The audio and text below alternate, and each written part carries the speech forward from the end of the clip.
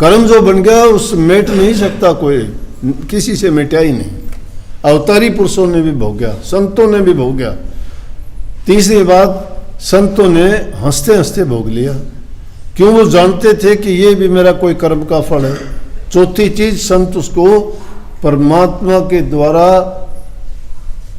ली गई परीक्षा मानते हैं कि तेरी परीक्षा ले रहे हैं, तेरी धैर्य की, तेरी सहनशीलता की, कि कितना तू सहज है इन बातों में, और तू उसमें डिगता नहीं। तो क्यों कही कि ताऊंगा तपाऊंगा नखते तारूं खाल, मेरा भगत नहीं डिगे तो पल में कर दूं निहार।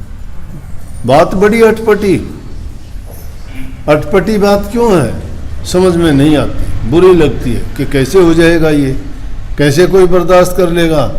कबीर साहब की वाणी है, झटपट लखे ना कोई, जो मन की खटपट मिटे तो चटपट दर्शन हो। मन की खटपट नहीं मिटती, मन संदेह पैदा कर देता है।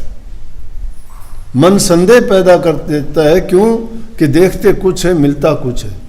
ये आंखें भी धोखा खाती हैं, ये कान भी धोखा खाते हैं, हमारा दिमाग भी धोखा खाता है, गलत सोचता है, गलत सोच लेता है। क्यों? इसका दिमाग तो किसी की कही हुई बात करता है, ज्ञान इंद्रियां जो संदेश इसको भेजती हैं उसका एनालिसिस करके काम करता है।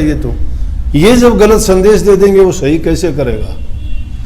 वहां मन बुद्धि चित्त अहंकार की बैठक होती है और वहां विवेक फैसला करता है। जो विवेक फैसला करता है, इतना किसी को समय ही नहीं है, चिंतन नहीं करते।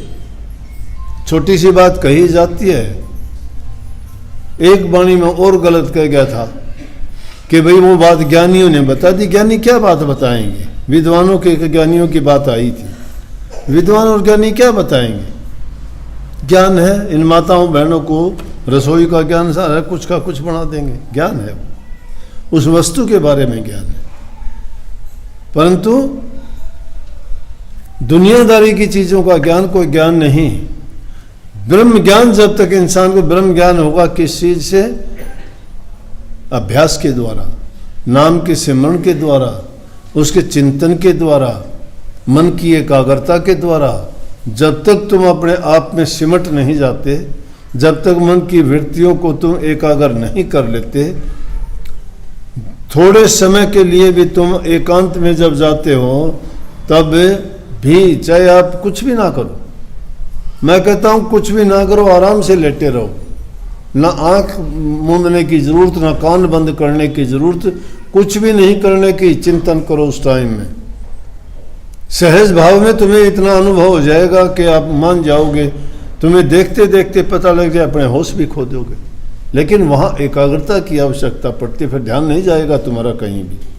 कबीर साहब ने क्यों कही कि आंख न मुंदूं कान न रोंदूं, काया कष्ट न धारुर खुली आंखें हंस हंस देखूं सुंदर रूप निहार। आंख कान ये बंद करने नए आदमी के लिए आवश्यक है। जब आदमी उस तरीके पे, उस लाइन पे जब उसकी गाड़ी चढ़ जाती है, फिर उसको इधर उधर देखने की जरूरत नहीं, फिर उसका भटकाव मिट जाता है, सिमटाव आ जाता है, उसका ठहरना सीख जाता है वो। जब तक ठहरना नहीं सीखते, मन भागता है, तब तक ना कोई ध्यान है, ना कोई ज्ञान है, ना कोई समझ है, ना कोई समाधि है। समाधि का हो जाना शिथिल हो जाना है। समाधि तो मरे हुए आदमी की होती है, नहीं कहते उसकी समाधि है ये, लेकिन हम जिंदों की समाधि लगाना बताते हो। समाधि कब लगेगी? समाधि कब लगाते हो? बैठते हो, समाधि तो होती नहीं, और कुछ सोचते रहते हो। समाधि वाला सोचता थोड़ा, सोच खत्म हो जाती है समाधि वाले की।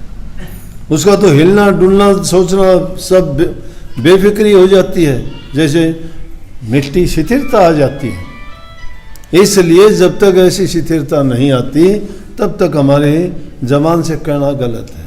हाँ, वो जब आ जाएगी ना, फिर बैठे रहो, लाख आदमी बैठे रहो, तुम बात करते रहो, कोई असर नहीं पड़ता। आप हमारे संत वाणी चैनल को सब्सक्राइब करें, वीडियो को लाइक करें, शेयर करें और हाँ, बेल आइकन पर क्लिक करना बिल्कुल ना भूलें, ताकि हमारी किसी भी वीडियो की सूचना सबसे पहले आपको मिले।